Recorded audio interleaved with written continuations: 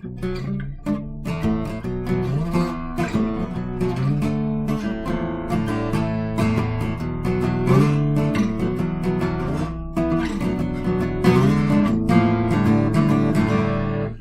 May 12th, 2021, 4:30 p.m. Excuse me. And it is episode 1238.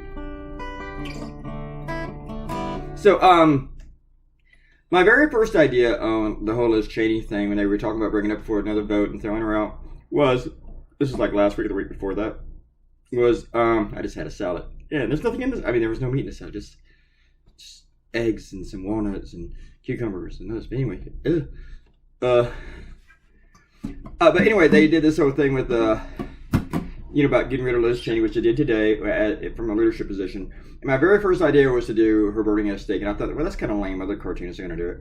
And I saw two of them immediately that day do it. And two big names, too.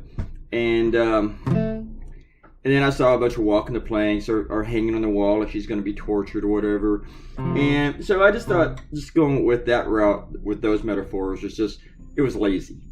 And then last night I got this one idea that I thought was pretty good. And then this one hit me and I thought, I can take that lazy metaphor and do something kind of cool with it with this whole gas shortage. So I did that. And I was really, really happy with it. I was very pleased with myself. I wasn't sitting around telling myself how awesome I was, but I was pretty pleased with it. And one of my furfurs really, really dug it too. She thought it was cool. I totally missed the whole thing about wood being expensive also, so... So, the one thing that's really, really funny to me, that the biggest chunk of irony that comes from this, Republicans don't do irony, they're publishing Liz Cheney for taking a public stand, and they're doing it with a secret vote, because none of them has the balls to let themselves be heard, to let their constituents, let the country know how they voted on Liz Cheney, because none of them want to answer questions. Now when they get asked questions about it, which way did you vote? They'll just blow it off or something like that. Very few of the Congress folks, are telling you how they voted. I mean, you know how McCarthy and Scalise voted. You know how Stefanik voted, because she's like chomping at the bit to get that job. She will sell out all her principles for that job.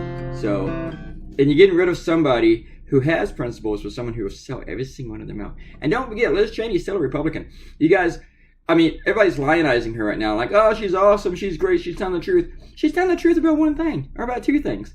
Really, that Trump ordered the invasion, the attack, and that he lost the election.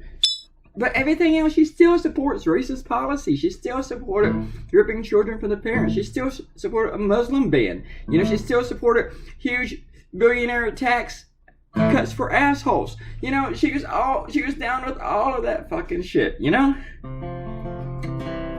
She's against voter suppression. I mean, she's for voter suppression. She's for making it harder for people to vote based upon the fucking election lie that she's calling out as a lie. So stop making her a hero. I mean, I saw a lot of liberal cartoons, and I can say their names, but I'm not going to do it. But I see them like making her this champion of virtue and shit, and I'm like, excuse me, but fuck you. It's awesome that there's a Republican taking a stand on this, but that's not, build statues for them. They're still fuckers, And there's another thing too. I saw one cartoonist who likes to just be negative about everything, and we're all negative. But he was going after Liz Cheney, saying that she should go to prison because she's still a Republican and stuff, and she's a warmonger.